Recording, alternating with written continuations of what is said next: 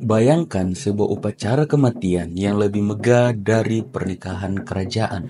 Di Toraja, perpisahan terakhir bagi bangsawan adalah perayaan penuh kemewahan, tradisi, dan pengorbanan yang luar biasa. Dan mengapa begitu banyak yang rela menghabiskan uangnya puluhan miliar untuk mengantar jiwa ke alam baka? Mari kita ungkap misteri tentang Rambu Solo yang ada di Toraja atau upacara pemakaman suku Toraja. Jangan lupa dukung channel Angga Official dengan menekan tombol like, subscribe, dan nyalakan notifikasinya supaya teman-teman semua tidak ketinggalan pembahasan-pembahasan menarik di channel Angga Official.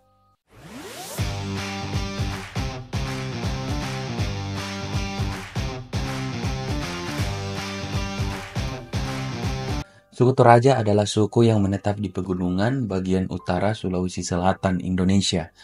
Nah, populasinya diperkirakan sekitar 1 juta jiwa, dengan 500.000 diantaranya masih tinggal di Kabupaten Toraja, Kabupaten Tanah Toraja, Kabupaten Toraja Utara, dan Kabupaten Mamasa. Dan mayoritas suku Toraja memeluk agama Kristen. Nah, sementara sebagian penganutnya itu Islam dan kepercayaan animisme atau yang dikenal sebagai Aluk Todolo. Nah, pemerintah Indonesia telah mengakui kepercayaan ini sebagai bagian dari agama Hindu Dharma.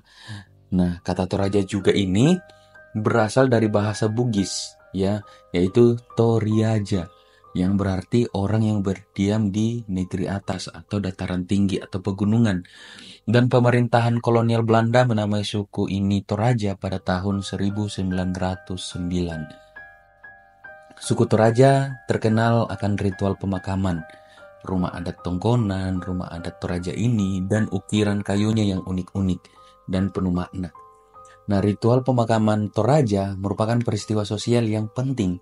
Nah, biasanya dihadiri oleh ratusan orang bahkan ribuan orang dan berlangsung selama beberapa hari.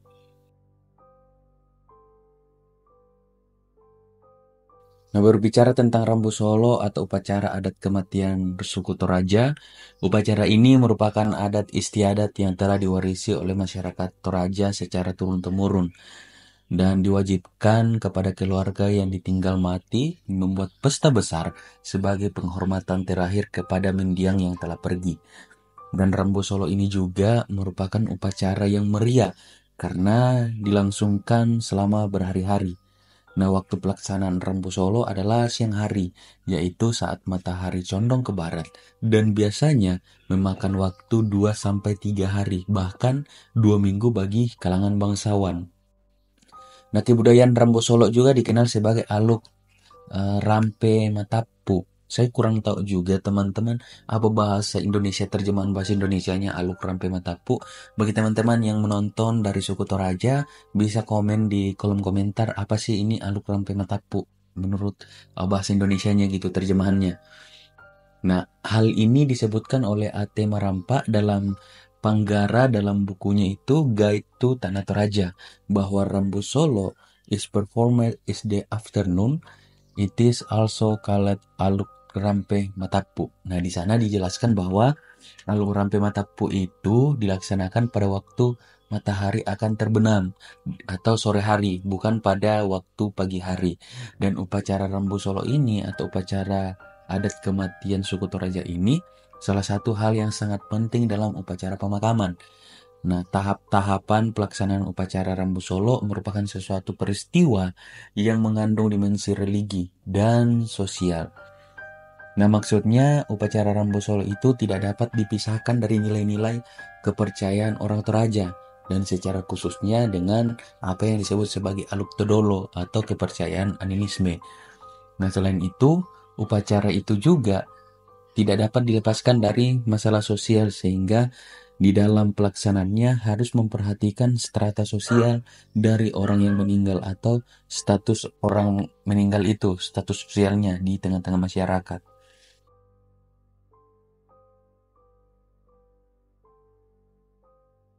Nah, pelaksanaan Rambu Solo juga identik dengan penyembelihan kerbau dan babi.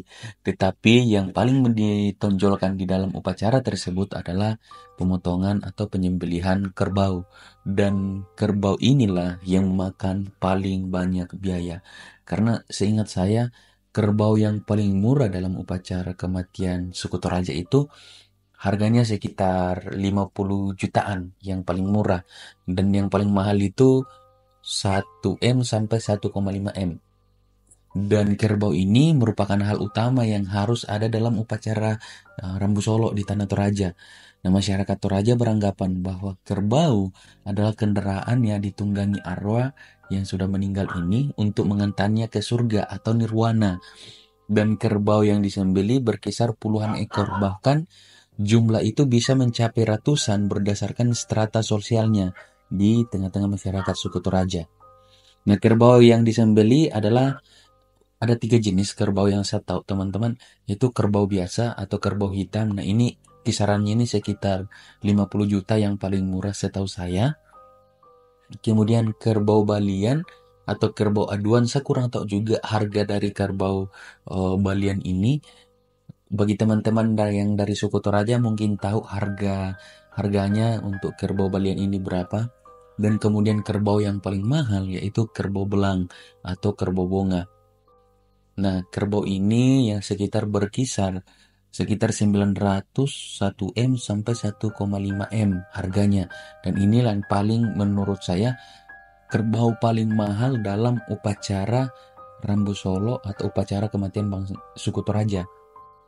Nah, berbeda dengan budaya lain di Indonesia, budaya Rambu Solo di Tanah Toraja justru menunjukkan atau memperjelas identitas dari pelakunya. Nah, dalam kebudayaan masyarakat Toraja dikenal 4 macam tingkat atau strata sosial. Strata pertama yaitu Tanak Bulan atau golongan bangsawan ini asli tidak ada campuran. Kemudian strata kedua yaitu Tanak Basi atau golongan bangsawan yang menengah. Nah, strata Tanak Basi ini biasanya ini sudah ada campuran di dalam. Contohnya si A ini asli bangsawan tidak ada campuran, menikah dengan orang biasa, masyarakat biasa. Nah, ini biasanya masuk dalam Tanak Basi karena sudah ada campuran. Nah, ini golongan bangsawan menengah. Kemudian ada strata Tanak Karurung. Nah, atau masyarakat biasa atau rakyat merdeka. Nah, ini masyarakat biasa ini atau masyarakat rakyat merdeka ini, Tanak Karurung ini biasanya tidak memiliki apa ya? Orang bilang kaunan atau penyuruh di Tanah Toraja atau hamba. Dan juga dia tidak bisa dijadikan hamba. Ini Tanak Karurung, strata Karurung. Kemudian strata keempat yang paling terakhir yaitu Tanak Kuakua atau golongan hamba. Nah, ini adalah penyuruh atau pesuruh-pesuruh di Toraja atau hamba di Toraja. Nah, kelompok sosial itu merupakan tatanan yang mengatur perilaku para anggota kelompoknya, termasuk memberi ciri-ciri yang khas dalam melaksanakan upacara Rambu Solo.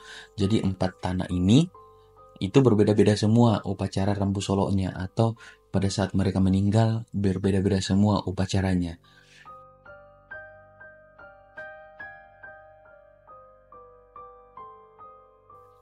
Nah, bentuk upacara Rambu Solo yang dilaksanakan di Tanah Toraja disesuaikan dengan kedudukan sosial masyarakat. Nah, oleh karena itu, upacara Rambu Solo di Tanah Toraja terbagi ke dalam 4 tingkat, dan setiap tingkatan itu memiliki beberapa bentuk. Contohnya, upacara disili. Nah, upacara disili ini adalah upacara pemakaman yang paling rendah di dalam Aluk Todolo, yang diperuntukkan bagi strata yang paling rendah atau anak-anak yang belum mempunyai gigi atau baru lahir. Nah, bagian-bagiannya pun ada terbagi-bagi di dalam, yaitu di Pasilamun, Tonina. Nah, saya kurang tahu juga bahasa Indonesianya ini. Teman-teman yang dari Toraja, yang tahu bahasa Toraja, apa sih bahasa Indonesianya ini di Pasilamun, Tonina? Saya kurang tahu juga, ya. Yaitu upacara pemakaman yang dilakukan bagi anak-anak yang meninggal pada waktu lahir. Dan anak itu akan dikuburkan dengan plasentanya sebagai pemakaman bersejarah. Kemudian yang kedua yaitu didedekan palungan, yaitu upacara pemakaman bagi orang yang meninggal tanpa ada binatang yang dikorbankan. Nah, hal itu diganti dengan mengetuk atau memukul tempat makanan babi saja. Kemudian yang ketiga, di Pasilamun Talok Manuk. Ini biasanya kalau terjemahan bahasa Indonesianya dikubur bersama telur ayam. Nah, setahu saya, maaf kalau salah, kalau ada suku Toraja yang menonton, maaf kalau salah. Nah, yaitu upacara pemakaman bagi orang yang meninggal yang dikubur bersama dengan telur ayam pada malam hari. Dan pemakaman itu tanpa pemotongan binatang atau kurban. Nah, kemudian ada yang keempat, di Bait Tungga, yaitu upacara pemakaman yang dilakukan dengan cara mengantar jenazah ke kuburan pada malam hari dan disertai dengan pemotongan seekor babi atau satu ekor babi. Kemudian upacara kedua yaitu upacara dipasang bongi. Nah, upacara dipasang bongi ini adalah upacara pemakaman yang hanya berlangsung selama 1 malam. Nah, upacara itu dilaksanakan bagi kelompok Tanak Karurung atau rakyat merdeka atau rakyat biasa. Namun, upacara ini bisa saja dilakukan oleh Tanak Bulan atau Tanak Basi jika secara ekonomi mereka tidak mampu, atau meskipun mereka memiliki status Tanak Bulan atau Tanak Basi, tapi keadaan ekonomi mereka tidak memadai, terus kemudian harus secepatnya dikuburkan ya. Jadi biasanya mereka turun ke Tanak Karurung ya, bukan Tanak Kuakua ya. Jadi Tanak Karurung atau orang merdeka atau orang biasa atau netral gitu. Nah, di dalam upacara ini juga ada terbagi-bagi, yaitu pertama itu dibayak Pak. Nah, yaitu upacara selama 1 malam dengan hanya mengorbankan babi 4 ekor. Kemudian yang kedua di Tedong Tungga, yaitu 1 kerbau ya. Upacara pemakaman selama 1 malam dengan kerbau 1 ekor, tetapi babi tidak ditentukan banyaknya. Jadi biasanya banyak babi dikorbankan di sini. Kemudian yang ketiga itu diisi, yaitu upacara pemakaman bagi anak yang belum memiliki gigi atau biasanya baru lahir, dan anak itu dapat diberi gigi emas atau besi. Lalu dipotongkan kerbau 1 ekor dan upacaranya berlangsung selama 1 malam. Lalu besoknya dikuburkan. Dan upacara itu biasanya dilakukan oleh orang yang berasal dari kelompok bangsawan tinggi dan menengah. Kemudian yang keempat itu Mak Tangke Patomali. Itu upacara pemakaman yang berlangsung selama 1 malam dan diberi kerbau 2 ekor sebagai kurban. Nah, upacara tersebut itu disebut toh ditanduk bulan ya. Kemudian upacara yang ketiga yaitu dipasang bongi ya. Dalam upacara di Batang atau di Goyan Tedong atau dipasang bongi, setiap hari kerbau 1 ekor ditempatkan pada sebuah patok yang dijaga oleh orang sepanjang malam tanpa tidur. Nah, selama upacara itu berlangsung, setiap hari ada pemotongan kerbau 1 ekor. Jadi contohnya dilaksanakan 7 hari, berarti 7 kerbau dikorbankan. Nah, upacara itu diperuntukkan bagi bangsawan menengah atau Tanak Basi, tetapi juga bisa dipakai untuk kaum bangsawan tinggi Tanak Bulawan yang tidak mampu membuat upacara sesuai dengan tanaknya atau Tanak Bulawan itu. Dan upacara ini juga dibagi lagi menjadi 3 jenis, yaitu yang pertama di Patalung Bongi ya, yaitu upacara pemakaman yang berlangsung selama 3 hari 3 malam dengan korban kerbau sekurang-kurangnya 3 ekor dan babi secukupnya. Nah, pada upacara itu dibuat pondok-pondok di halaman rumah adat Toraja atau tongkonan yang ditempati oleh seluruh keluarga dalam upacara berlangsung. Nah, kemudian yang kedua di Palimang Bongi, yaitu upacara pemakaman yang berlangsung 5 hari 5 malam dengan korban kerbau sekurang-kurangnya 5 ekor dan babi secukupnya. Tapi biasanya banyak babi dikorbankan. Nah, pada upacara itu selain membangun pondok di halaman rumah adat Toraja atau tongkonan ini, dibuat juga pondok upacara di tempat yang dinamakan rantai atau lapangan besar untuk ditempati mengupacarakan jenazah tersebut. Nah, kemudian yang ketiga di Papitung Bongi adalah upacara pemakaman yang berlangsung selama 7 hari 7 malam dengan korban kerbau sekurang-kurangnya 7 ekor dan babi secukupnya.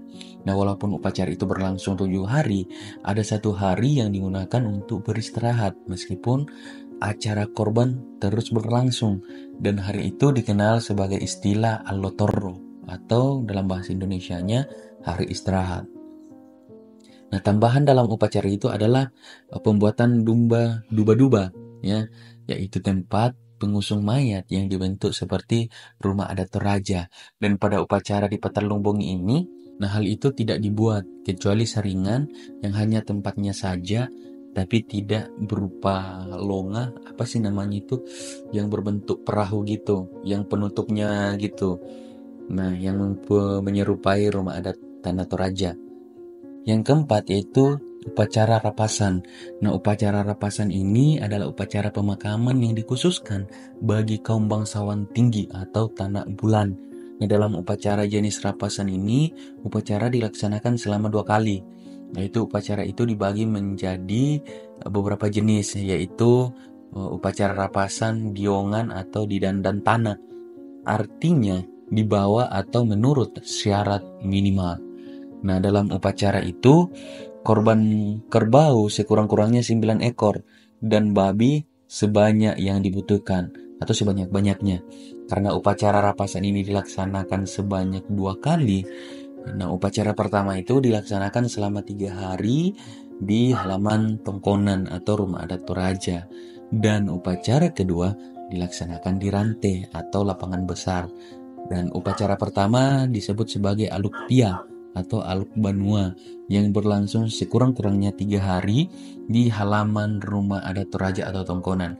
Nah, sedangkan upacara kedua disebut Aluk Palao atau Aluk Rante atau pengusung jenazah ke lapangan gitu ya. Karena pelaksanaannya berlangsung di lapangan yang dapat dilangsungkan selama yang diinginkan oleh keluarga. Nah, jumlah kerbau yang dikorbankan dalam acara pertama itu sama dengan jumlah yang dikorbankan dalam upacara kedua. Ya, meskipun kadang-kadang dilebihkan 1 atau 2 ekor pada upacara kedua. Kemudian yang kedua itu upacara rapasan sundun atau doan. Nah, upacara semurna atau atas. Nah, upacara ini diperuntukkan bagi kalangan bangsawan tinggi yang kaya atau para pemangku adat. Nah, dalam upacara ini dibutuhkan korban kerbau sekurang-kurangnya 24 ekor. Bayangkan, 24 ekor kita kali menggunakan kerbau yang paling murah, yang 50 juta aja. Itu 50 juta dikali 24 itu sudah berapa? Ditambah lagi otomatis ada kerbau bonga atau kerbau belang yang harganya sangat fantastis ya. Dengan jumlah babi yang tidak terbatas untuk 2 kali pesta, upacaranya berlangsung seperti upacara rapasan diongan. Kemudian upacara yang ketiga itu upacara rapasan sapu rendan. Secara literal artinya setara dengan tepi sungai. Nah, berlangsung dengan korban kerbau yang melimpah. Ada yang mengatakan di atas 24, 30, bahkan di atas 100 ekor, bahkan sampai 300 ekor kerbau. Nah, upacara ini selain menyiapkan duba-duba atau tempat pengusung mayat yang mirip dengan rumah tongkonan, disiapkan juga tahu-tahu atau patung yang orang meninggal ini yang diarak bersama dengan mayat ketika akan melaksanakan aluk di Palau atau aluk rante ya.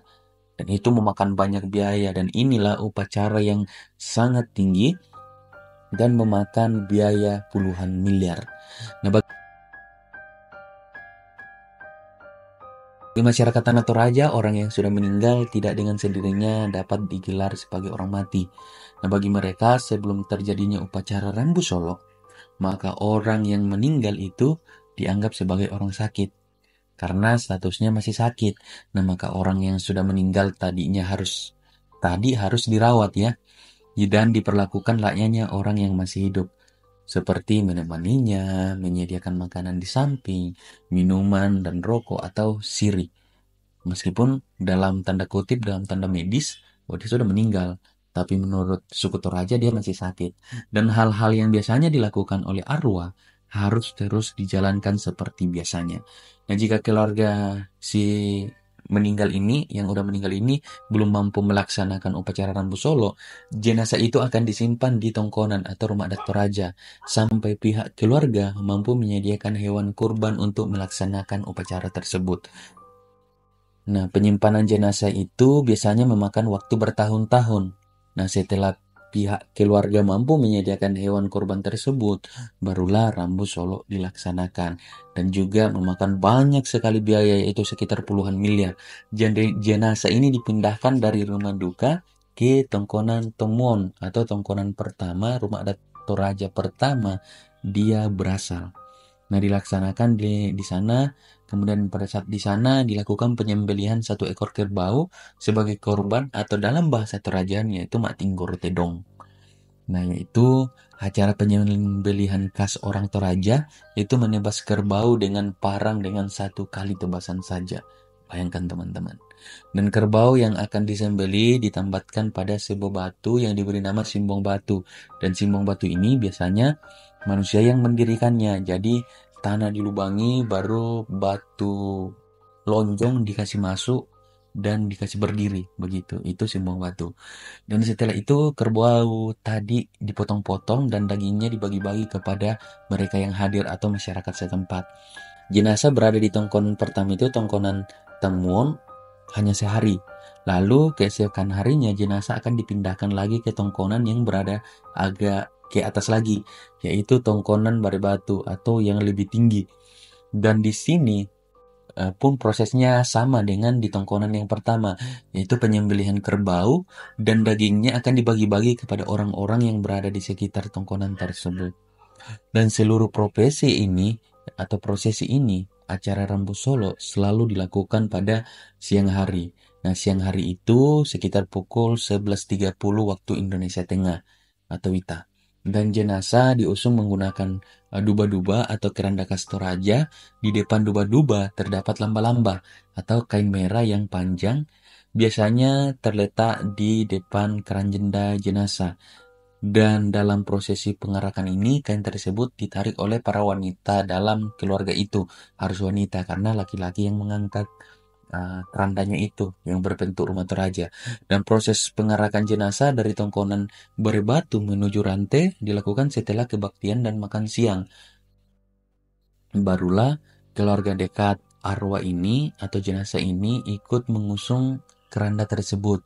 Nah, para laki-laki yang mengangkat keranda tersebut, sedangkan wanita yang menarik lamba-lamba. Dalam pengarakan tersebut terdapat urutan yang harus dilaksanakannya. Pada urutan pertama, kita akan melihat orang yang membawa gong yang sangat besar, lalu dipukul sambil jalan. Lalu diikuti dengan tompi saratu atau yang biasa kita kenal dengan umbul-umbul. Dan umbul-umbul inilah yang menandakan jumlah kerbau yang dipotong di Rambu Solo kalangan bangsawan atau Tanak Bulawan atau Tanak Basi. Nah, lalu tepat di belakang tompi saratu itu ada barisan tedong atau kerbau yang akan dikurbankan dalam selama upacara Rambu Solo itu. Diikuti dengan lamba-lamba yang terakhir, barulah domba-domba. Nah, jenazah tersebut akan disemayamkan di rantai atau lapangan khusus tempat prosesi berlangsung. Nah, di sana sudah berdiri lantang atau pondok atau rumah sementara yang terbuat dari bambu atau kayu tergantung dari keluarga yang mampu membuatnya, yang sudah diberi nomor. Dan pondok ini atau lantang itu sendiri berfungsi sebagai tempat tinggal para sanak keluarga yang datang nanti. Nah, karena selama acara berlangsung, mereka semua tidak kembali ke rumah masing-masing, tetapi menginap di lantang dan telah disediakan oleh keluarga yang sedang berduka. Itu keluarga dekat ya, karena ada keluarga dekat, ada keluarga jauh dalam Toraja. Iringan-iringan jenazah akhirnya sampai ke rantai dan nantinya akan diletakkan di lakian. Nah, lakian ini berbentuk menara tempat disemayamkan jenazah selama prosesi berlangsung. Jadi lakian itu berbentuk rumah Toraja yang akan dinaikkan. Kemudian palajura adalah itu domba-domba, ya sama saja domba-domba dengan palajura. Nah, menara itu merupakan bangunan yang paling tinggi di antara pondok-pondok atau lantang-lantang yang ada di rantai itu, karena dia harus meninggi supaya orang melihat ke atas gitu. Nah, lakian terbuat dari pohon bambu dengan bentuk rumah adat Toraja, dan jenazah dibaringkan di atas lakian sebelum nantinya akan dikuburkan. Nah, di rantai sudah ada siap 2 ekor kerbau yang akan ditebas, dan setelah jenazah sampai di lakian, acara selanjutnya adalah penerimaan tamu, yaitu sanak saudara yang datang dari penjuru tanah air. Kemudian selanjutnya pada sore hari, setelah prosesi penerimaan tamu selesai, dilanjutkan dengan hiburan bagi para keluarga dan para tamu undangan yang datang dengan mempertontonkan Mak Pasilaga Terong atau adu kerbau, dan ini banyak sekali orang yang minat. Dan bukan main ramainya para penonton pada saat acara ini berlangsung. Karena selama upacara Rambu Solo, adu hewan Pemama Biak ini merupakan acara yang ditunggu-tunggu. Dan selama beberapa hari ke depan, penerimaan tamu dan adu kerbau itu merupakan agenda secara acara berikutnya. Dan penerimaan tamu terus dilaksanakan sampai semua tamu-tamu berada di tempat yang telah disediakan, yaitu lantang atau pondok yang berada di lantai atau lapangan. Nah, sore harinya selalu diadakan adu kerbau atau mak pasilaga, dan hal ini merupakan hiburan yang digemari oleh orang-orang Tanah Toraja hingga sampai pada hari penguburan. Dan mak pasilaga terung adu kerbau ini juga menjadi uh, objek wisata untuk turis-turis. Jadi tidak heran kalau banyak pada saat adu kerbau banyak turis berkeliaran di situ yang lihat. Nah, baik itu dikuburkan di tebing maupun di petani. Kuburan dari kayu yang berbentuk rumah adat. Jadi, ada beberapa jenis kuburan di Tanah Toraja.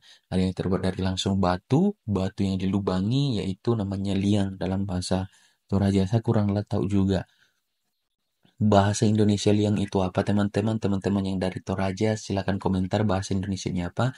Kemudian, patane dalam bentuk kayu dan berbentuk rumah adat Toraja. Kemudian petani modern yaitu dalam bentuk rumah kecil atau uh, apa ya, rumah di tembok petani. Nah, itulah penjelasan tentang Tanah Toraja dan Remu Soloknya. Jika teman-teman suka dengan penjelasan ini, jangan lupa dukung channel ini terus untuk terus ke depannya berkembang dengan menekan tombol like, subscribe, dan nyalakan notifikasinya supaya teman-teman semua tidak ketinggalan video-video berikutnya. Dan juga berikan komentar teman-teman, pendapat teman-teman tentang objek wisata atau Rambu Solo yang ada di Toraja. Terima kasih, sampai jumpa di video berikutnya. Audio Jungle.